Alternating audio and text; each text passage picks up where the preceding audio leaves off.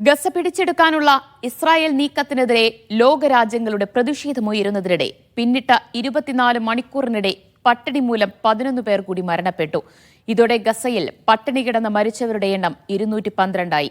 ഗസയെ സൈനികമായി കീഴ്പ്പെടുത്താനുള്ള നീക്കത്തിൽ നിന്ന് Israel പിൻവാങ്ങണമെന്ന് Saudi, Jordan, തുർക്കി, Australia തുടങ്ങിയ രാജ്യങ്ങൾ ആവശ്യപ്പെട്ടു.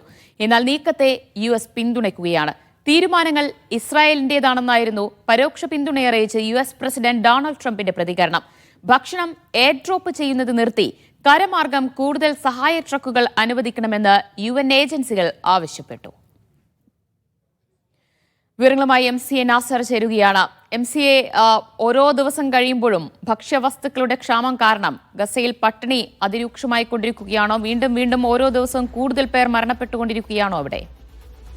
ദിവ്യ, തീർച്ചയായിട്ടും നേരത്തെയൊക്കെ ദിനംപ്രതി 1, 2 എന്ന തോതിലായിരുന്നു പട്ടിണി മരണം റിപ്പോർട്ട് ചെയ്യപ്പെട്ടത്. പക്ഷേ സ്ഥിതി മൊത്തം മാറുകയാണ്. 24 മണിക്കൂറിനുള്ളിൽ 11 പേരാണ് ഇപ്പോൾ കൊല്ലപ്പെട്ടിരിക്കുന്നത്. അതിൽ അധികവും കുട്ടികളാണ്. ഇപ്പോൾ 212 ഈ പട്ടിണി മൂലം മരണപ്പെട്ടവരുടെ എണ്ണം വർദ്ധിച്ചിരിക്കുകയാണ്. ഈ 212-ൽ 100-ലേറെയും കുട്ടികളാണ് എന്നതുകൂടി നമ്മൾ ശ്രദ്ധിക്കേണ്ടതുണ്ട്. അതോടൊപ്പം തന്നെയാണ് ഭക്ഷ്യവസ്തുക്കൾ ഗസയിലേക്ക് അനുവദിക്കാനുള്ള നീക്കത്തിൽ വീണ്ടും ഇസ്രായേൽ നിയന്ത്രണം ഏർപ്പെടുത്തുകയാണ്. കാരണം നേരത്തെയൊക്കെ 40-ഉം 50-ഉം ട്രക്കുകൾ അനുവദിച്ചിടത്ത് ഇപ്പോൾ അനുവദിക്കുന്ന ട്രക്കുകളുടെ എണ്ണം കുറച്ചിട്ടുണ്ട്. അതോടൊപ്പം തന്നെ വിതരണ സംവിധാനങ്ങൾ കൂടുതൽ വിപുലപ്പെടുത്തുമെന്നും കൂടുതൽ കേന്ദ്രങ്ങൾ തുറക്കുമെന്നും അമേരിക്കയും ഇസ്രായേലും വ്യക്തമാക്കിയിരുന്നു. പക്ഷെ അതുമായി ബന്ധപ്പെട്ട നടപടിക്രമങ്ങളും മുന്നോട്ട് പോയിട്ടില്ല. അപ്പൊ കൃത്യമായിട്ടുള്ള ഒരു പ്ലാനിങ്ങിൽ തന്നെയാണ് ഇപ്പോൾ അമേരിക്കയും ഇസ്രായേലും ഈ ഒരു വംശഹത്യാ പദ്ധതി മുന്നോട്ട് കൊണ്ടുപോകുന്നത് എന്നാണ് ഈ പുതിയ റിപ്പോർട്ടുകൾ കൂടി വ്യക്തമാക്കുന്നത്. കാരണം ലോകരാജ്യങ്ങളൊക്കെ വലിയ സമ്മർദ്ദം ചെലുത്തിയിട്ട് പോലും ഭക്ഷ്യവിഭവങ്ങളോ കുടിവെള്ളമോ അതോടൊപ്പം തന്നെ മറ്റ് മരുന്നുൾപ്പെടെയുള്ള ഏറ്റവും പ്രധാനപ്പെട്ട വസ്തുക്കളോ ഗസയിലേക്ക് അനുവദിക്കാൻ പോലും തടസ്സം നിൽക്കുന്ന ഇസ്രായേലിനെയാണ് നമ്മൾ കാണുന്നത്. അനുവദിക്കുന്ന ട്രക്കുകൾ പോലും ഇസ്രായേലുമായി ചേർന്ന് ചില സംഘങ്ങൾ കൊള്ളയടിക്കുന്നതായിട്ടുള്ള റിപ്പോർട്ടുകൾ നേരത്തെ തന്നെ പുറത്തു വന്നിരുന്നു. ആ അവസ്ഥ വീണ്ടും നിലനിൽക്കുകയും അതോടൊപ്പം തന്നെയാണ് ആശുപത്രികളിൽ ഇന്ധനമില്ലാത്തത് മൂലം മിക്ക ആശുപത്രികളുടെയും പ്രവർത്തനം നിലച്ചിരിക്കുകയാണ്. ആവശ്യമുള്ള മറ്റ് മെഡിക്കൽ ഉപകരണങ്ങളോ മരുന്നോ ഇല്ലാത്തൊരവസ്ഥ നിലനിൽക്കുന്നുണ്ട്. അതോടൊപ്പം തന്നെയാണ് കുടിവെള്ള സംഭരണികൾ ആക്രമണത്തിൽ തകർന്നത് മൂലം മിക്ക സ്ഥലങ്ങളിലും നല്ല കുടിവെള്ളം പോലും കുടിക്കാനില്ലാത്തൊരവസ്ഥ കൂടി ഗസയിലെ ജനങ്ങൾ അനുഭവിച്ചുകൊണ്ടിരിക്കുകയാണ്. ഇത് തീർച്ചയായിട്ടും പകർച്ചവ്യാധികൾ പടരാൻ ഇടയാക്കും. അതോടുകൂടി ഈ പട്ടിണി മൂലമുള്ള മരണത്തോടൊപ്പം തന്നെ രോഗം പിടിപെട്ടുള്ള മരണങ്ങളും വലിയ തോതിൽ തന്നെ ഉയരുമെന്ന മുന്നറിയിപ്പ് കൂടിയാണ് UN ഏജൻസികൾ നൽകുന്നത്. അതേ സമയം തന്നെയാണ് ഗസ പൂർണ്ണമായിട്ടും സൈനികമായി കീഴ്പ്പെടുത്താനുള്ള ഒരു നീക്കവുമായിട്ട് ഇസ്രായേൽ പ്രധാനമന്ത്രി നെതന്യാഹു മുന്നോട്ട് പോകുന്നത്. അതിന് മന്ത്രിസഭ കൂടി അനുമതി നൽകിയതോടുകൂടി അതുമായി ബന്ധപ്പെട്ട കൂടുതൽ ആശങ്കയിലാണ് ഗസയിലെ സാധാരണക്കാരായിട്ടുള്ള മനുഷ്യർ ഇന്ന് മുന്നോട്ട് പോകുന്നത്.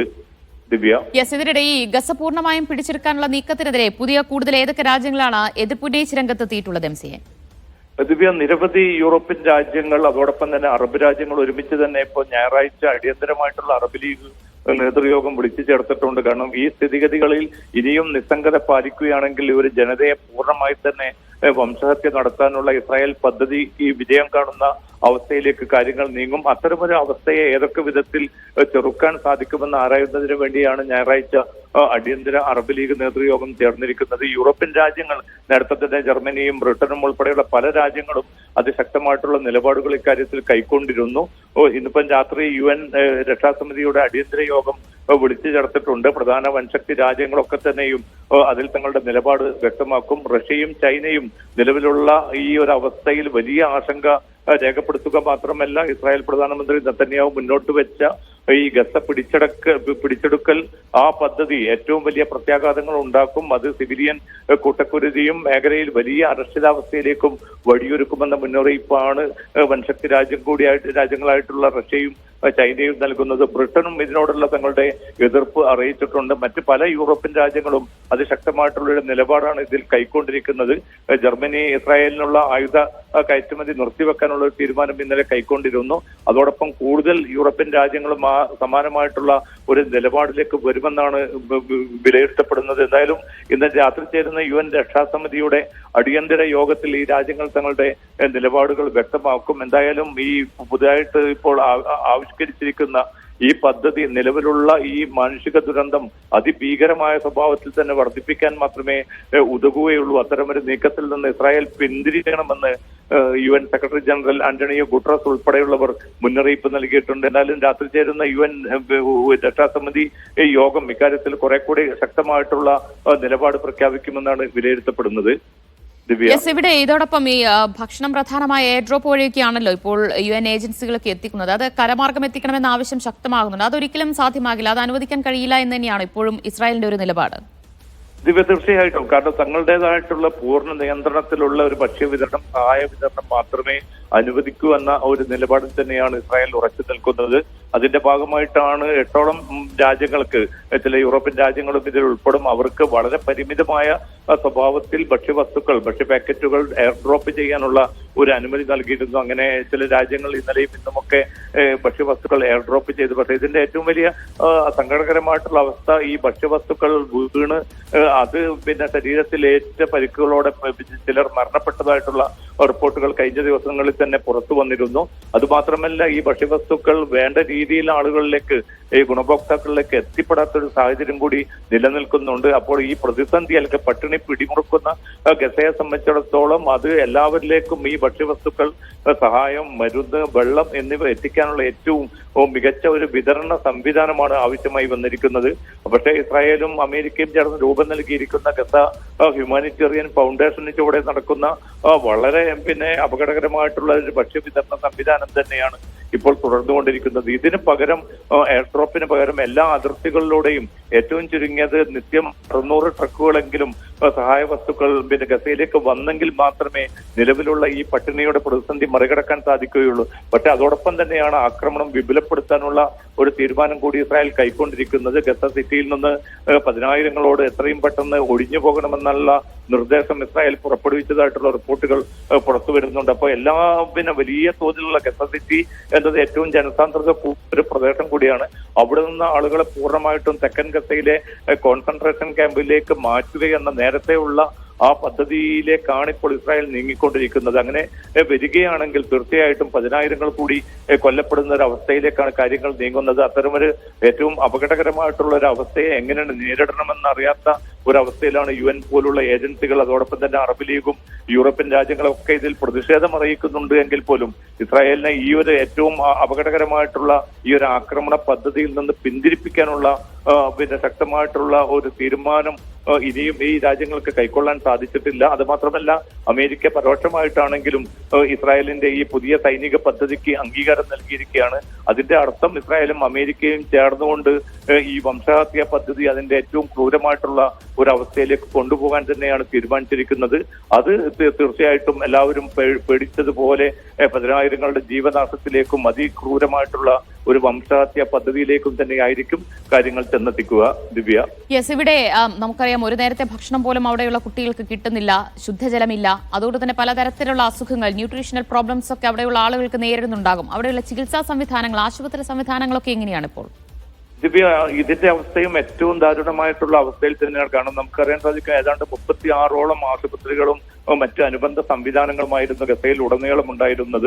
അതുകൊണ്ട് തന്നെ എല്ലാ ചികിത്സയ്ക്ക് ഒരു ജനതയെ സംബന്ധിച്ചിടത്തോളം അവർക്ക് ഏറ്റവും കുറ്റമറ്റ രീതിയിൽ ചികിത്സ ലഭ്യമാവുന്ന ഒരു സാഹചര്യം ഉണ്ടായിരുന്നു. പക്ഷേ 2023 ഒക്ടോബർ 7 ഈ ഒരു ആക്രമണ പരമ്പരകൾക്ക് ശേഷം നിലവിലുള്ള ഒരു അവസ്ഥയിൽ ഏതാണ്ട് 10 ആശുപത്രികൾ പോലും ഭാഗികമായി പോലും പ്രവർത്തിക്കാത്ത ഒരു സാഹചര്യമാണ് നിലനിൽക്കുന്നത്. ഈ ആശുപത്രികൾ പലതും ബോംബിട്ട് തകർക്കുകയും ആക്രമണം നടത്തി അവിടെ നിന്ന് രോഗികളെ അടക്കം പുറന്തള്ളുകയും ചെയ്ത ഒരു സമീപനമായിരുന്നു പിന്നിട്ട മാസങ്ങളിലൊക്കെ ലോകം സാക്ഷിയായത്. പ്രധാനപ്പെട്ട ആശുപത്രികളൊക്കെയും ആ അർത്ഥത്തിൽ അടച്ചുപൂട്ടിയതിന് തുല്യമായിട്ടുള്ള ഒരു അവസ്ഥയിലൂടെ തന്നെയാണ് നീങ്ങുന്നത്. ഇനിയിപ്പോ ആക്രമണം കൂടി വിപുലപ്പെടുകയാണെങ്കിൽ ഈ പരിക്കേറ്റവർക്ക് ഒരു ഏറ്റവും പരിമിതമായിട്ടുള്ള ഒരു ചികിത്സ പോലും നൽകാൻ പറ്റാത്ത ഒരു അവസ്ഥയിലേക്കാണ് ഗസയിലെ ആരോഗ്യ കേന്ദ്രം മാറിക്കൊണ്ടിരിക്കുന്നത്. ഇപ്പൊ UN ഏജൻസികളൊക്കെ നൽകുന്ന റിപ്പോർട്ടുകൾ പ്രകാരം ഗസയിലെ ആരോഗ്യ സംവിധാനങ്ങൾ, ആരോഗ്യ നെറ്റ്വർക്ക് എന്ന ആ സംവിധാനം പൂർണ്ണമായിട്ടും തകർക്കപ്പെട്ട ഒരു സാഹചര്യത്തിലാണ് മുന്നോട്ട് പോകുന്നത്. കാരണം ഇന്ധനമില്ല, അതോടൊപ്പം തന്നെ മെഡിക്കൽ ഉപകരണങ്ങളില്ല, മരുന്നില്ല, നിരവധി ഡോക്ടർമാരും പിന്നെ ജീവനക്കാരും കൊല്ലപ്പെട്ട ഒരു സാഹചര്യത്തിൽ ഈ വൈദ്യ പരിചരണം എന്ന ഏറ്റവും അടിസ്ഥാനപരമായിട്ടുള്ള ഇതിന് പോലും നിയോഗിക്കാൻ ആളില്ലാത്തൊരവസ്ഥ വന്നിരിക്കുന്നു. അതോടൊപ്പം തന്നെ സിവിൽ ഡിഫൻസിന് നേരെ നടന്ന നിരവധി ആക്രമണങ്ങളിലൂടെ നൂറുകണക്കിന് ജീവനക്കാരാണ് കൊല്ലപ്പെട്ടത്. അതുകൊണ്ട് ആക്രമണം നടന്നാൽ പോലും അവിടേക്ക് പാഞ്ഞെത്താനോ രക്ഷാപ്രവർത്തനം നടത്താൻ പോലും സാധിക്കാത്തൊരവസ്ഥയിൽ ഈ തകർന്ന കെട്ടിടങ്ങൾക്ക് അതിന്റെ അവശിഷ്ടങ്ങൾക്കിടയിലും കുടുങ്ങിക്കിടക്കുന്ന അല്ലെങ്കിൽ കൊല്ലപ്പെട്ട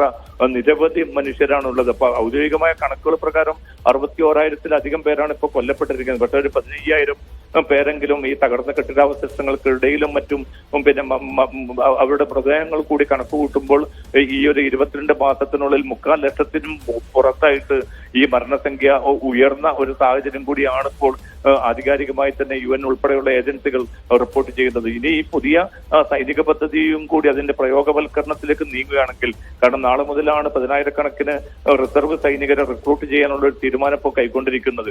അതുകൂടി വരികയാണെങ്കിൽ തീർച്ചയായിട്ടും കരയുദ്ധത്തിലേക്ക് കാര്യങ്ങൾ നീങ്ങുകയാണെങ്കിൽ തീർച്ചയായിട്ടും സിവിലിയൻ കുരുതി എന്നത് അതിന്റെ ഏറ്റവും ഭീതിതമായിട്ടുള്ള അവസ്ഥയിലേക്ക് തന്നെ പോകുമെന്ന ആശങ്കയാണ് UN-ഉം വൻശക്തി രാജ്യങ്ങളും അതോടൊപ്പം തന്നെ യൂറോപ്യൻ രാജ്യങ്ങളും അറബ് രാജ്യങ്ങളും ഒക്കെ ഒരേപോലെ പങ്കുവെക്കുന്നത്.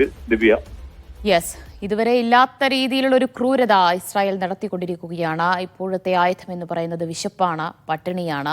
ഓരോ ദിവസവും പട്ടിണി മൂലം ഭക്ഷണം കിട്ടാതെ കുട്ടികളടക്കമുള്ളവരാണ് പിടഞ്ഞു മരിച്ചുകൊണ്ടിരിക്കുന്നത്. ഗസയിൽ കഴിഞ്ഞ 24 മണിക്കൂറിനിടെ 11 പേർ കൂടി മരണപ്പെട്ടു എന്ന സങ്കടകരമായ വാർത്തയാണ്. ഓരോ ദിവസവും ആ മരണസംഖ്യ ഉയരുന്നതാണ് കാണാൻ കഴിയുന്നത്. വിവരങ്ങളാണ് MC നാസ നൽകിയത്. മറ്റു വാർത്തയിലേക്ക്. ഗസയിൽ സൈനികാധിപത്യം സ്ഥാപിക്കാനുള്ള ഇസ്രായേൽ തീരുമാനത്തെ ശക്തമായ ഭാഷയിൽ അപലപിച്ച് UAE. നീക്കം കടുത്ത പ്രത്യാഘാതങ്ങൾക്ക് വഴിവെക്കുമെന്ന് വിദേശകാര്യ മന്ത്രാലയം വാർത്താക്കുറിപ്പിൽ പറഞ്ഞു. ഗസയിൽ കൂടുതൽ നിരപരാധികളുടെ ജീവൻ ഇല്ലാതാക്കാനും ജീവിതം ദുസ്സഹമാക്കാനും ഈ തീരുമാനമിടയാക്കും. അന്താരാഷ്ട്ര നിയമം കാറ്റിൽ പറത്തിയുള്ള ഇസ്രായേൽ നീക്കത്തിനെതിരെ അന്താരാഷ്ട്ര സമൂഹം മുന്നോട്ട് വരണമെന്നും മന്ത്രാലയം ആവശ്യപ്പെട്ടു. ഗസ മുനമ്പിലെ സൈനിക അധിനിവേശം കൂടുതൽ ശക്തിപ്പെടുത്താനുള്ള ഇസ്രായേൽ സർക്കാരിന്റെ തീരുമാനത്തെ ശക്തമായി അപലപിച്ചു ഒമാൻ.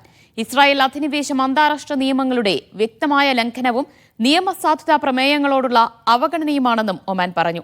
ഫലസ്തീൻ ജനതയ്ക്കെതിരെയുള്ള അനീതി തടയുന്നതിനും അവരുടെ നിയമാനുസൃതമായ അവകാശങ്ങൾ വീണ്ടെടുക്കാൻ അവരെ പ്രാപ്തരാക്കുന്നതിന് ഉടനടി നിർണായക നടപടികൾ സ്വീകരിക്കാൻ അന്താരാഷ്ട്ര സമൂഹത്തോട് ഒമാൻ ആവശ്യപ്പെട്ടു.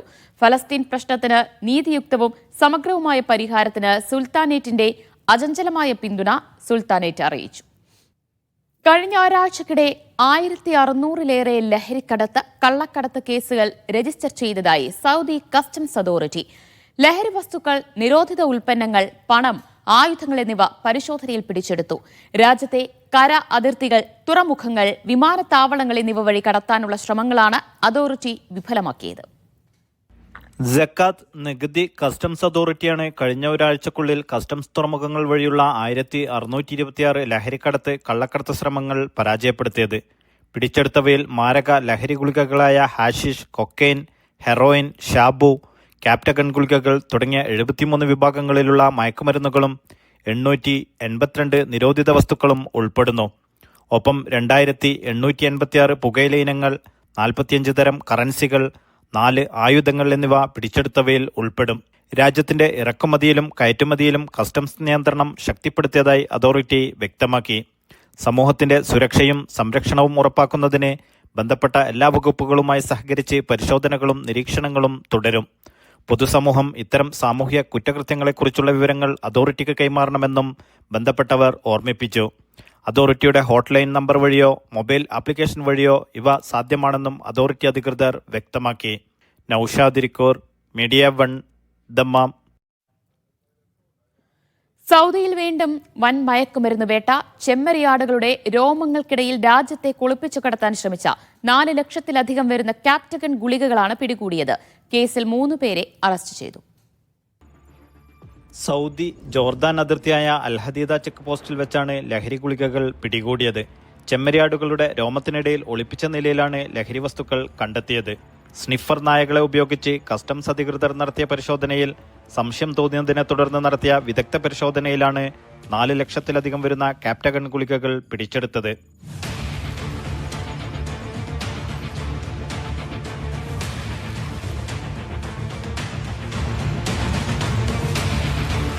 കേസിൽ ഇവ സ്വീകരിക്കാനെത്തിയ 3 പേരെ അറസ്റ്റ് ചെയ്തു. എന്നാൽ അറസ്റ്റിലായവർ ഏതു രാജ്യക്കാരാണെന്ന് വെളിപ്പെടുത്തിയിട്ടില്ല.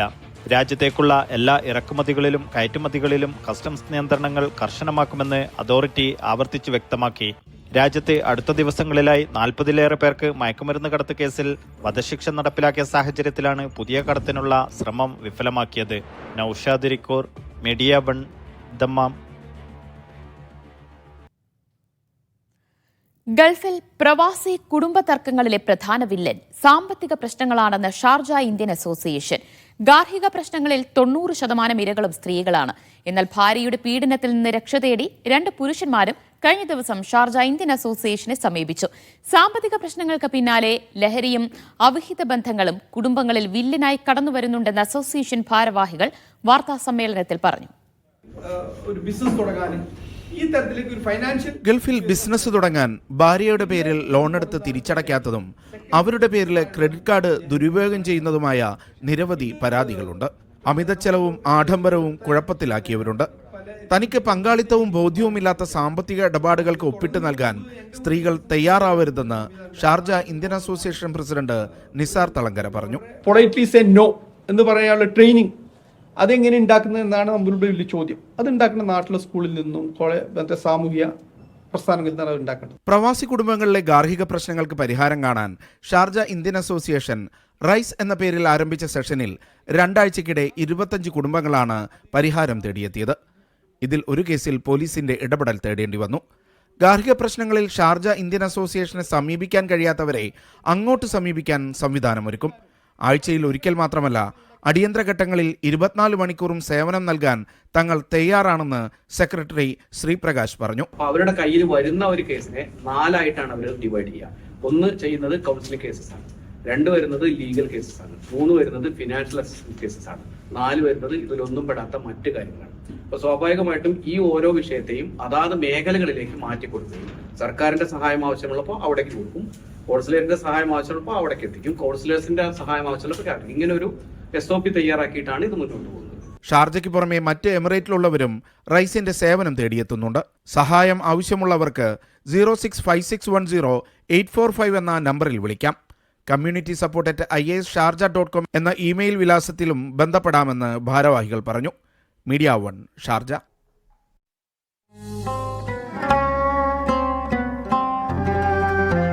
Garif Stories, brought to you by Penguin Fried Chicken, Oman's foremost fried chicken since 1985. സലാലയിലെ ഏറ്റവും മനോഹരമായ കാഴ്ചകളിലൊന്ന് റോഡരികിലുള്ള ഇളനീർ കടകളാണ്. സലാലയുടെ വിവിധ ഭാഗങ്ങളിൽ ഇങ്ങനെ നിരനിരയായി ഒരുപാട് ചെറിയ കടകൾ കാണാം. പ്രധാനമായും ഇളനീരാണ് ഇവിടുത്തെ കച്ചവടം. ഖരീഫായതോടെ കച്ചവടം പൊടിപൊടിക്കുകയാണിവിടെ.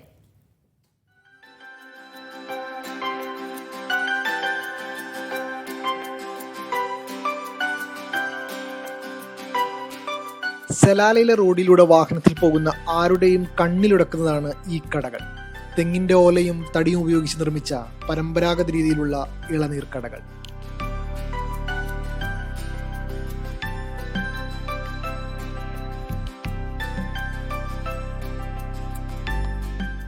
നിരനിരയായി തൂക്കിയിട്ട പച്ചയും മഞ്ഞയും നിറത്തിലുള്ള വാഴക്കുലകൾ, തട്ടിൽ പപ്പായയും മറ്റു പഴങ്ങളും നിരത്തിവെച്ചതും കാണാം. ഓലമേഞ്ഞ കടകൾക്കെല്ലാം പച്ച നിറമായിരിക്കും.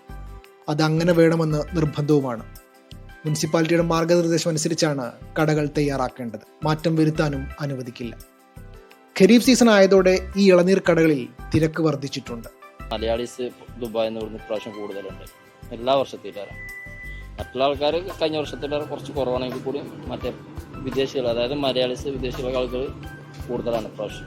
ചുമ്മാ വന്ന് കറങ്ങും, നമ്മളെ ഏത്തപ്പഴം പൂവനും ഇതൊക്കെ വാങ്ങിയിട്ട് കരിക്കും കുടിച്ച് പോകുന്ന ചുമ്മാ കാണാൻ വേണ്ടി വരുന്നത്. കാര്യമായിട്ട് പർച്ചേസ് ചെയ്യുന്ന ഒമാനികളാണ് കൂടുതൽ സാധനം പർച്ചേസ് ചെയ്യുന്നത്. സലാലയിലെ വിവിധ ഭാഗങ്ങളിൽ കാണുന്ന ഇത്തരം കടകളെല്ലാം തന്നെ തെങ്ങിൻ തോപ്പിനും പച്ചക്കറി തോട്ടങ്ങൾക്കും സമീപത്തായാണ് ഉണ്ടാവുക. തോട്ടങ്ങളിൽ നിന്ന് പറിച്ച് വിൽപ്പനക്ക് വെക്കുന്ന പഴങ്ങളും പച്ചക്കറികളും ലഭിക്കുമെന്നതാണ് വലിയ പ്രത്യേകത. തിരൂർ സ്വദേശി കിഷോർ കഴിഞ്ഞ 45 വർഷമായി സലാലയിലുണ്ട്. ഈ എല്ലാ പഴത്തിലും എല്ലാ വർഗവും എല്ലാ ഐറ്റം പോകും. പിന്നെ പപ്പായ മഴ കുറവാണ്, മഴ ആയില്ല, ജബലിലൊന്നും വെള്ളമായില്ല. മറ്റേത് ആദ്യം നല്ല മഴ 2 പെയ്യും, പിന്നെ സാവധാനം പെയ്യുള്ളൂ. ഇപ്രാവശ്യം മേലെ മഴയില്ല. ഈ സ്പ്രേ ചെയ്തുകൊണ്ട് നിൽക്കുന്നേ ഉള്ളൂ, സ്പ്രേക്ക് വെള്ളമാവില്ല. മസ്കത്തിൽ നിന്ന് വരുന്ന സ്വദേശികളും മറ്റ് GCC രാജ്യങ്ങളിൽ നിന്ന് ഖരീഫ് ആസ്വദിക്കാനായി സലാലയിൽ എത്തുന്നവരും ഇവിടെ കയറി പഴങ്ങൾ വാങ്ങിയും ഇളനീർ കുടിക്കാതെയും മടങ്ങാറില്ല എന്നതാണ് സത്യം. ഖരീഫ് സലാലയിലെ വിപണിക്ക് ഉണർവുണ്ടാക്കുന്ന സമയം കൂടിയാണ്. Media 1 Salalah. സൗദിയിലെ യാംബുവിൽ സമ്മർ ഫെസ്റ്റിവലിന് തുടക്കമായി. യാംബു ഷോ എന്ന പേരിലാണ് പരിപാടികൾ. റോയൽ കമ്മീഷന്റെ നേതൃത്വത്തിലാണ് ഫെസ്റ്റ് അരങ്ങേറുന്നത്. നിരവധി പേരാണ് സന്ദർശകരായി എത്തുന്നത്. ഫെസ്റ്റിവൽ അരങ്ങേറുന്നത് അൽ നവ ഏരിയയിലെ പഴയ റോയൽ കമ്മീഷൻ ആസ്ഥാനത്താണ്. രാവിലെ 11 മണി മുതൽ വൈകുന്നേരം 5 മണി വരെയും വൈകുന്നേരം 6 മണി മുതൽ രാത്രി 10 മണി വരെയായിരിക്കും പ്രവേശനം. സൗദിയിലെ യാംബുവിലാണ് സമ്മർ ഫെസ്റ്റിന് തുടക്കമായത്. യാംബു ഷോ എന്ന പേരിലാണ് പരിപാടികൾ. റോയൽ കമ്മീഷൻ സംഘടിപ്പിക്കുന്ന ഫെസ്റ്റിലേക്ക് സ്വദേശികളും വിദേശികളുമടക്കം നിരവധി പേരാണ് സന്ദർശകരായി എത്തുന്നത്. ഫെസ്റ്റിവൽ അരങ്ങേറുന്നത് അൽനവ ഏരിയയിലെ പഴയ റോയൽ കമ്മീഷൻ ആസ്ഥാനത്താണ്. രാവിലെ 11 മണി മുതൽ വൈകുന്നേരം 5 മണി വരെയും വൈകുന്നേരം 6 മണി മുതൽ രാത്രി 10 മണി വരെയുമായിരിക്കും പ്രവേശനം. കുട്ടികളുടെ ജനപ്രിയ ഷോയായ അസൂസ് ആൻഡ് ജൂഡ്, സർക്കസ്, നാടകം, കുട്ടികൾക്കായുള്ള വിവിധ വിനോദ പരിപാടികൾ എന്നിവയാണ് ഫെസ്റ്റിന്റെ ഭാഗമാകുന്നത്. ഈ മാസം 14 വരെ തുടരുന്ന ഫെസ്റ്റിലേക്കുള്ള പ്രവേശനം സൗജന്യമായിരിക്കും. Niyas Yusuf, media 1, Yanbu. കുവൈറ്റിൽ 2 ദിവസമായി തുടരുന്ന ചൂടും ഈർപ്പവും തിങ്കളാഴ്ച വരെ തുടരുമെന്ന് കാലാവസ്ഥാ വകുപ്പ്. ചില പ്രദേശങ്ങളിൽ ഒറ്റപ്പെട്ട മഴയ്ക്കും സാധ്യതയുണ്ട്. ഇന്ത്യ സീസണിൽ ന്യൂനമർദ്ദവും ചൂടുള്ള വായുവും രാജ്യത്തെ ബാധിക്കുന്നതായി ആക്ടിംഗ് ഡയറക്ടർ ധരാർ അൽ അലി പറഞ്ഞു. തീരപ്രദേശങ്ങളിൽ ഉയർന്ന ആർദ്രതയും മൂടൽമഞ്ഞുമുണ്ടാകാം. റോഡുകളിൽ ദൃശ്യപരത കുറയാൻ സാധ്യതയുള്ളതിനാൽ യാത്രക്കാർ ജാഗ്രത പാലിക്കണമെന്ന് അധികൃതർ നിർദ്ദേശിച്ചു. തിങ്കളാഴ്ച മുതൽ 13 ദിവസം നീണ്ടു നിൽക്കുന്ന കുലൈബിൻ സീസൺ ആരംഭിക്കും. ഇതോടെ വേനലിന്റെ അവസാന ഘട്ടം പിന്നിട്ട് കാലാവസ്ഥ ക്രമേണ തണുപ്പിലേക്ക് മാറും. കുവൈറ്റിലെ ഏറ്റവും വലിയ അഴിമതി കേസുകളിൽ ഒന്നായ public authority four housing welfare കേസിൽ പ്രതികൾക്ക് ശിക്ഷ വിധിച്ചു. അതോറിറ്റിയിൽ നിന്ന് 9 ലക്ഷം ദിനാർ തട്ടിയെടുത്ത കേസിലാണ് കോടതി വിധി. കുവൈറ്റ് പൌരന്മാരുടെ ഭവന ഫയലുകൾ അവരുടെ അറിവില്ലാതെ കൃത്രിമമായി കൈകാര്യം ചെയ്ത് വാടക അലവൻസ് ഫണ്ടിൽ നിന്ന് നിയമവിരുദ്ധമായി പണം പിടിച്ചെടുത്തതാണ് കേസ്. വകുപ്പ് മേധാവിക്ക് 15 വർഷം കഠിന തടവും 19 ലക്ഷം ദിനാർ പിഴയും വിധിച്ചു. 2 ജീവനക്കാർക്ക് 5 വർഷം തടവും 6 ലക്ഷം ദിനാർ പിഴയും മറ്റ് 2 പ്രതികൾക്ക് 3000 ദിനാർ പിഴയും കോടതി വിധിച്ചു. കുവൈറ്റിലെ വൈദ്യുതി ജലവിതരണ സേവനങ്ങളുടെ അവലോകനം ആരംഭിച്ച മന്ത്രാലയം. ആവശ്യമായ ഭേദഗതികൾ നിർദ്ദേശിക്കാൻ ഖാലിദ് അൽ റഷീദ് അധ്യക്ഷനായ പ്രത്യേക കമ്മിറ്റി രൂപീകരിച്ചു. കണക്ഷൻ പുനഃസംയോജന നടപടിക്രമങ്ങൾ ഉൾപ്പെടെ വൈദ്യുതി ജലവിതരണ സേവനങ്ങൾ കമ്മിറ്റി പരിശോധിക്കും. അതിനിടെ ജീവനക്കാരുടെ ഉയർന്ന വിദ്യാഭ്യാസ യോഗ്യതകളുമായി ബന്ധപ്പെട്ട വിവരങ്ങൾ ഈ മാസം അവസാനത്തിന് മുൻപ് സമർപ്പിക്കാൻ മന്ത്രാലയം നിർദ്ദേശിച്ചു. സർക്കാർ സ്വകാര്യ മേഖലാ ജീവനക്കാരുടെ സർട്ടിഫിക്കറ്റ് പരിശോധനയ്ക്കായി സിവിൽ സർവീസ് ബ്യൂറോയ്ക്ക് വിവരങ്ങൾ കൈമാറും. ദുബായിലെ സ്വകാര്യ വിദ്യാലയങ്ങളുടെ റേറ്റിംഗ് പട്ടിക പുറത്തുവിട്ടു. വിദ്യാഭ്യാസ അതോറിറ്റിയായ KHDA ആണ് സ്കൂളുകളുടെ നിലവാര പട്ടിക പ്രസിദ്ധീകരിച്ചത്. കഴിഞ്ഞ അക്കാദമിക വർഷത്തെ 209 സ്കൂളുകളുടെ നിലവാരം വിലയിരുത്തിയാണ് KHDA റേറ്റിംഗ് പട്ടിക പുറത്തുവിട്ടത്. 23 സ്കൂളുകൾക്ക് ഔട്ട്സ്റ്റാൻഡിംഗ് റേറ്റിംഗ് ലഭിച്ചു. 48 സ്കൂളുകൾക്ക് വെരി ഗുഡ് റേറ്റിംഗ് ഉണ്ട്. ഗുഡ്, ആക്സെപ്റ്റഡ്, വീക്ക് എന്നിവയാണ് സ്കൂളുകൾക്ക് നൽകുന്ന മറ്റ് റേറ്റിംഗുകൾ. KHDAയുടെ റേറ്റിംഗ് അനുസരിച്ചാണ് സ്കൂളുകൾക്ക് ഓരോ അക്കാദമിക വർഷവും ഈടാക്കാവുന്ന ഫീസ് ഘടന നിശ്ചയിക്കുക. ഏറ്റവും മികച്ച റാങ്ക് നേടിയ സ്കൂളുകൾക്ക് അതിന് ആനുപാതികമായി ഫീസ് വർദ്ധിപ്പിക്കാൻ അനുമതി നൽകും. ഔട്ട്സ്റ്റാൻഡിംഗ് റേറ്റിംഗ് നേടിയവയിൽ കൂടുതലും Indian, French, IB, UK, US പാഠ്യപദ്ധതി പിന്തുടരുന്ന സ്കൂളുകളാണ്. ഈ അധ്യയന വർഷം മുതൽ സ്കൂളുകളിൽ റേറ്റിംഗിനായി നേരിട്ടുള്ള വിലയിരുത്തലുകൾ നടത്തുന്നില്ലെന്ന് KHDA നേരത്തെ വ്യക്തമാക്കിയിരുന്നു. 3 വർഷത്തിൽ കൂടുതൽ പ്രവർത്തന പരിചയമുള്ള സ്കൂളുകൾ സ്വയം വിലയിരുത്തി ഫോം സമർപ്പിക്കുന്ന രീതിയാകും ഇനി പിന്തുടരുക. Media 1, Dubai. കുവൈറ്റിൽ ദിനം പ്രതി ഇന്ധനം നിറയ്ക്കുന്നത് 148 വിമാനങ്ങൾ. 2024-25 സാമ്പത്തിക വർഷത്തിൽ 54,371 വിമാനങ്ങൾക്ക് ജെറ്റ് ഇന്ധനം നൽകിയതായി കുവൈറ്റ് ഏവിയേഷൻ ഫ്യൂവലിംഗ് കമ്പനി അറിയിച്ചു. മുൻ വർഷത്തേക്കാൾ 3000 വിമാനങ്ങൾക്ക് അധികമായി ഇന്ധനം നൽകി. നിരവധി രാജ്യങ്ങളുമായും സ്വകാര്യ വ്യോമയാന സ്ഥാപനവുമായും IATA മാനദണ്ഡപ്രകാരം കരാറുകൾ പുതുക്കിയതായും അധികൃതർ വ്യക്തമാക്കി. മസ്കറ്റ് ഇന്ത്യൻ എംബസിയുടെ പുതിയ കോൺസുലാർ പാസ്പോർട്ട് വിസ സേവന കേന്ദ്രം ദുഖമിൽ പ്രവർത്തനം തുടങ്ങി. ദുഖം സ്പെഷ്യൽ ഇക്കണോമിക് സോണിലെ റോക്ക് ഗാർഡൻ ഡിസ്ട്രിക്ട് പ്ലോട്ടിലാണ് പുതിയ ഓഫീസ്. പാസ്പോർട്ട് പുതുക്കൽ, visa processing, attestation, overseas citizenship of India അപേക്ഷകൾ തുടങ്ങി നിരവധി സേവനങ്ങൾ പുതുതായി ആരംഭിച്ച കേന്ദ്രത്തിൽ ലഭിക്കും. എല്ലാ അപേക്ഷകരും SGIVS അപ്പോയിന്റ്മെന്റ് ബുക്കിംഗ് പേജ് വഴി മുൻകൂട്ടി ബുക്ക് ചെയ്യേണ്ടതുണ്ട്. അറ്റകുറ്റപ്പണികൾക്കായി ഖത്തറിലെ ലുസൈൽ ബോളിവാർഡ് സ്ട്രീറ്റ് താൽക്കാലികമായി അടച്ചു. ഇന്നു മുതൽ ഓഗസ്റ്റ് 18 വരെയാണ് സ്ട്രീറ്റ് അടച്ചിടുക. യാത്രക്കാർ ബദൽ മാർഗങ്ങൾ ഉപയോഗിക്കണമെന്നും സൂചനാ ബോർഡുകൾ ശ്രദ്ധിക്കണമെന്നും അധികൃതർ ആവശ്യപ്പെട്ടു. രാജ്യത്തിനകത്ത് വൻതോതിൽ ആയുധക്കടത്ത് നടത്തിയ 2 പൌരന്മാരടക്കം 5 പേരെ അറസ്റ്റ് ചെയ്ത് ഖത്തർ ക്രിമിനൽ ഇൻവെസ്റ്റിഗേഷൻ ഡിപ്പാർട്ട്മെന്റ്. രഹസ്യ വിവരത്തെ തുടർന്ന് നടത്തിയ പരിശോധനയിലാണ് ഇവർ പിടിയിലായത്. അത്യാധുനിക തോക്കുകളും വെടിയുണ്ടകളും ഇവരിൽ നിന്ന് പിടിച്ചെടുത്തു. പ്രതികളുടെ കുറ്റവിചാരണ ആരംഭിച്ചതായി അധികൃതർ അറിയിച്ചു.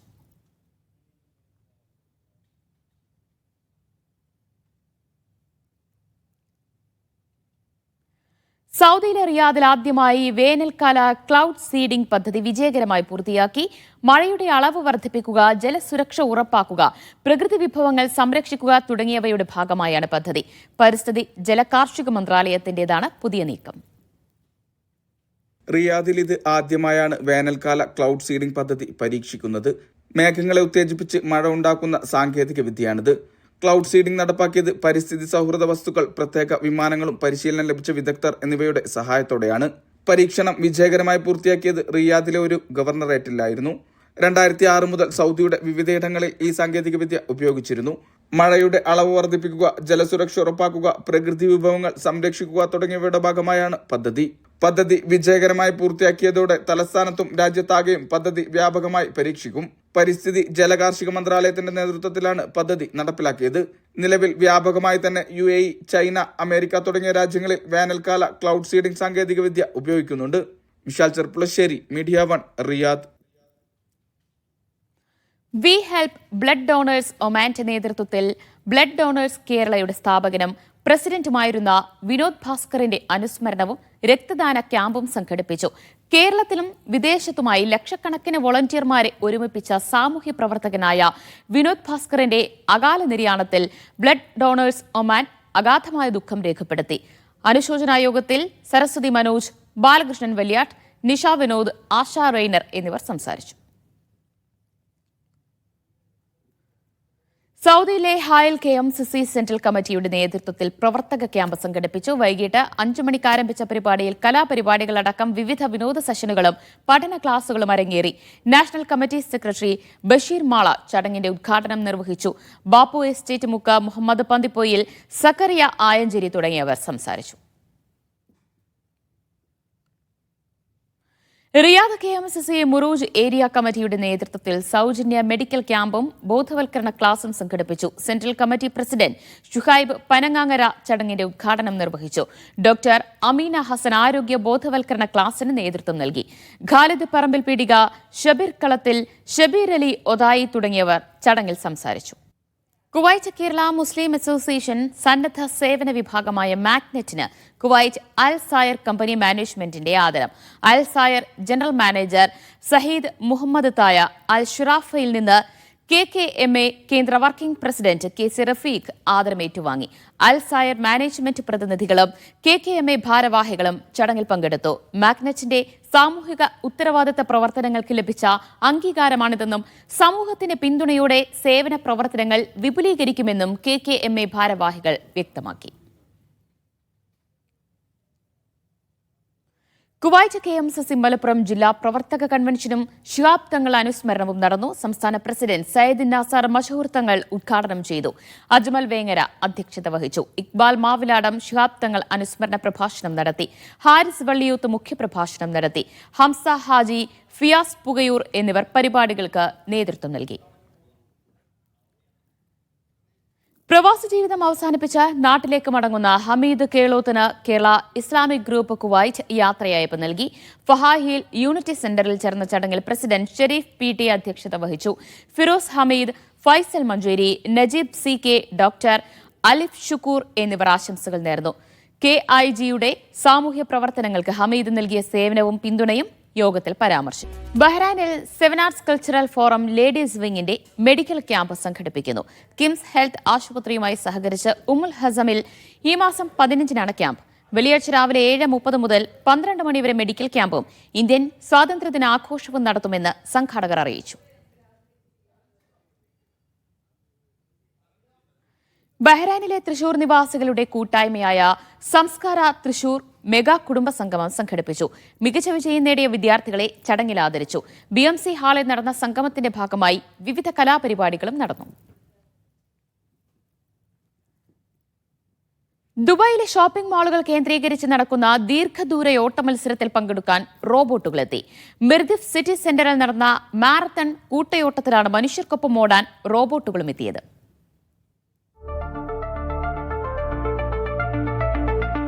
മാളത്തൻ എന്ന പേരിൽ നടക്കുന്ന കൂട്ടയോട്ടത്തിലും വ്യായാമത്തിലും ഇന്നത്തെ ഹീറോകൾ ഇവരായിരുന്നു. മനുഷ്യനെപ്പോലെ ഒപ്പം ഓടാനെത്തിയ ഹ്യൂമനോയിഡ് റോബോട്ടും നായ്ക്കളെപ്പോലെ ഓടുന്ന റോബോഡോഗും.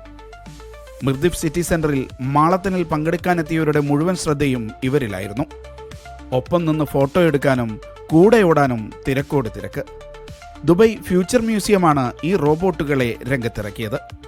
കഴിഞ്ഞ ദിവസം ദുബായ് ഭരണാധികാരിയുടെ മജ്ലിസിലെത്തിയും ഹ്യൂമനോയിഡ് റോബോട്ട് വാർത്തകളിൽ ഇടം പിടിച്ചിരുന്നു. Media 1 Dubai. ബഹ്റൈനിൽ ദി സ്മാഷേഴ്സ് ക്ലബിന്റെ ആഭിമുഖ്യത്തിൽ ബാഡ്മിന്റൺ ടൂർണമെന്റ് സീസൺ 1 മത്സരങ്ങൾ സംഘടിപ്പിച്ചു. ബഹ്റൈനിലെ 20 ടീമുകൾ പങ്കെടുത്ത മത്സരത്തിൽ കിംസ് ഹെൽത്തിലെ സിയാദ്, രഞ്ജിത്ത് ടീം ജേതാക്കളായി. ലയണൽ മെസ്സിയുടെ വരവുമായി ബന്ധപ്പെട്ട വിവാദങ്ങൾ കേരളത്തിൽ കത്തിത്തുടങ്ങിയിട്ട് കുറച്ചായി. എപ്പോഴത് തീരുമെന്ന് ഒരു നിശ്ചയവുമില്ല. കേരളത്തിൽ വാഗ്വാദങ്ങൾക്ക് ചൂടുപിടിക്കുമ്പോൾ പ്രവാസികൾക്ക് ചുമ്മാ ഗാലറിയിലിരുന്ന് അത് കണ്ടാൽ മതിയോ? മെസ്സിയെ നേരിട്ട് കണ്ട ഖത്തർ പ്രവാസികൾക്കുമുണ്ട് ഇതേക്കുറിച്ച് ഒരുപാട് പറയാൻ. ദോഹയിൽ നിന്ന് അബ്ബാസ് മുഹമ്മദ് തയ്യാറാക്കിയ റിപ്പോർട്ട് കാണാം. അല്ലെന്റെ മെസ്സി, ഇതിപ്പോൾ എന്ത് കളിയാണ്? കേരളത്തിക്ക് വരുന്നില്ലേ? കേരളത്തിൽ നടക്കുന്ന പൊല്ലാപ്പു അല്ലൂജ അറിയുന്നുണ്ടോ? ദോഹയിലെ അർജന്റീന നൈബർഹുഡിലാണ് ഇപ്പോൾ ഉള്ളത്. കേരളത്തിൽ മെസ്സിയുമായി ബന്ധപ്പെട്ട വലിയ വിവാദം നടക്കുകയാണ്. കേരളത്തിലേക്ക് വരില്ല എന്നുള്ള കാര്യത്തിൽ നമ്മോട് കൂടെ ഖത്തറിൽ നിന്നുള്ള അർജന്റീന ഫാൻസ് ഉള്ള ഒരുപാട് ആളുകൾ നമ്മോട് കൂടെ ചേരുന്നുണ്ട്. ഇവരുടെ ഒരു പ്രത്യേകത എന്ന് പറയുന്നത്, സാധാരണ നമ്മുടെ നാട്ടിലുള്ള മെസ്സി ആരാധകരെ പോലെയല്ല, ഇവർ മെസ്സിയെ നേരിട്ട് കണ്ടവരാണ്, മെസ്സിയുടെ കളി കണ്ടവരാണ്. അവർക്ക് ഇക്കാര്യത്തെക്കുറിച്ച് ഒരുപാട് പറയാനുണ്ട്. അല്ല, എന്താ മെസ്സി വരുമോ? മെസ്സി വരണം തന്നെയാണ് ഞങ്ങളുടെ ആഗ്രഹം.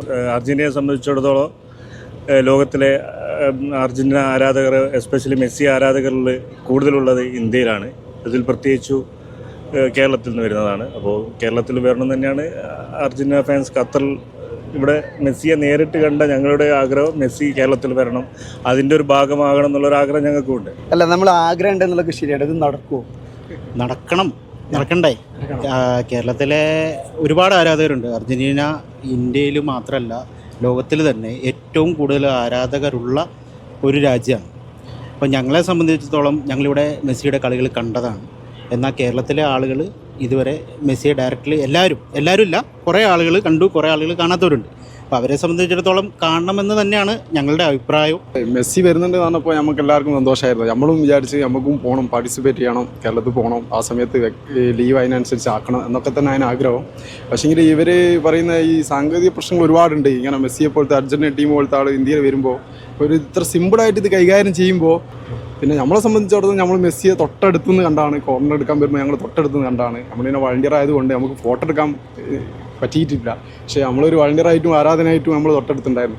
അതിന് നമുക്ക് സന്തോഷം. ഇനിയിപ്പം കേരളത്തിലേക്ക് വരണം തന്നെയാണ് ഞങ്ങളുടെ ആഗ്രഹം. മെസ്സിയും കൂട്ടരും കേരളത്തിൽ വരിക എന്ന് പറഞ്ഞാൽ ഇപ്പം ഇന്നലെ മിഞ്ഞാന്നുകളൊക്കെ മീഡിയകളിലൂടെ കണ്ടത് വലിയൊരു പരിപാടിയായിട്ടാണ്. കോടിക്കണക്കിന് ആരാധകരൊക്കെ സംഘടിപ്പിച്ചുകൊണ്ട്. പക്ഷെ അത്രത്തോളൊന്നും ഒരു ടീമിനെ വെച്ച് സംഘടിപ്പിക്കാൻ കഴിയില്ല എന്ന് തന്നെയാണ് വിശ്വാസം. ജസ്റ്റ് ഒന്ന് വന്ന് ചെറിയൊരു സൗഹൃദ മത്സരങ്ങളൊക്കെ. പക്ഷെ അതിനും നമ്മുടെ നാട്ടിൽ സ്റ്റേഡിയങ്ങളൊന്നുമില്ല. ആദ്യം വേണ്ടത് സ്റ്റേഡിയങ്ങളാണ്. നമ്മുടെ നാട്ടിലെ ഈ ഫുട്ബോൾ കളിക്കാർക്കും അല്ലെങ്കിൽ അതുമായി ബന്ധപ്പെട്ട ടെക്നിക്കൽ ടീമിനൊക്കെ വേണ്ട മറ്റു സൗകര്യങ്ങളാണ് സർക്കാരും ആരാണെങ്കിലും ബന്ധപ്പെട്ടവർ ഒരുക്കേണ്ടത്. അല്ല, ഒരു കാര്യം നമുക്ക് ഉറപ്പിച്ച് പറയാം, പ്രത്യേകിച്ച് കേരളത്തിൽ മെസ്സി വരികയാണെന്ന് പറഞ്ഞു കഴിഞ്ഞാൽ എല്ലാവരും, അത് അർജന്റീന ഫാൻസ് ആവണമെന്നില്ല, മെസ്സി ഫാൻസ് മാത്രമാണെന്നില്ല, ലോകം, കേരളം ഒന്നാകെ 3.5 കോടി ജനങ്ങളടക്കം ഇതിനുവേണ്ടി എല്ലാവിധ സപ്പോർട്ടും കൊടുക്കും നമുക്ക് ഉറപ്പിച്ച് പറയാം. ഇത്രയും കാലം ഞങ്ങളൊരു ട്രോൾ ഏറ്റുവാങ്ങി വേൾഡ് കപ്പിന് ശേഷം. എന്താ വെച്ചാല് മെസ്സി പൈസ കൊടുത്തിട്ട് ട്രോഫി വാങ്ങിയെന്നൊക്കെ. ഇപ്പൊ കേൾക്കുന്നത് മെസ്സി പൈസ വാങ്ങിയെന്നാണ്. അതിൽ ഭയങ്കര അഭിമാനം. പൈസ കൊടുക്കുന്നുണ്ട്, വാങ്ങുന്നുണ്ട് മെസ്സി. പിന്നെ അതിലൊരു ഞങ്ങളിങ്ങനെ എന്താണ് അങ്ങോട്ടും ഇങ്ങോട്ടും ഇല്ലാതെ നിൽക്കുകയാണ്. ഏതായാലും മെസ്സി വരുമോ എന്നുള്ള കാര്യത്തിൽ നമുക്കിപ്പോഴും തീർച്ചയൊന്നുമില്ല. പക്ഷേ ഇവിടെ മെസ്സിയെ കണ്ട ആരാധകരും കേരളത്തിൽ മെസ്സി വരാനായി ആഗ്രഹിക്കുന്നവരാണ്, കാത്തിരിക്കുന്നവരാണ്. ദോഹയിലെ അർജന്റീന നൈബർഹുഡിൽ നിന്ന് അഷ്റഫ് ഓമശ്ശേരിക്കൊപ്പം അബ്ബാസ് മുഹമ്മദ്, മീഡിയ 1.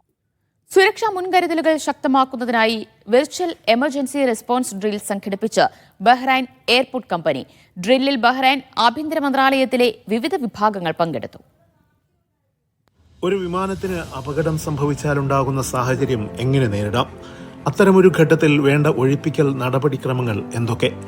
വിമാനാപകടം സംഭവിച്ചാലുണ്ടാകുന്ന സാഹചര്യം കൃത്രിമമായി സൃഷ്ടിച്ച് നടത്തിയ ഡ്രില്ലിലൂടെ അധികൃതർ ലക്ഷ്യമിട്ടത് ഏത് നിർണായക ഘട്ടങ്ങളിലും ഉണ്ടായേക്കാവുന്ന അടിയന്തര സാഹചര്യങ്ങളെ നേരിടാനുള്ള തയ്യാറെടുപ്പുകൾ ഉറപ്പാക്കുകയായിരുന്നു. ഈ ലക്ഷ്യത്തോടെയായിരുന്നു ബഹ്റൈൻ എയർപോർട്ട് കമ്പനി സംഘടിപ്പിച്ച ഡ്രിൽ. വിവിധ കേന്ദ്രങ്ങളും വകുപ്പുകളും തമ്മിലുള്ള ഏകോപനവും അടിയന്തര ഘട്ടങ്ങളോട് പ്രതികരിക്കാനുള്ള ശേഷിയും ഡ്രില്ലിലൂടെ വിലയിരുത്തി.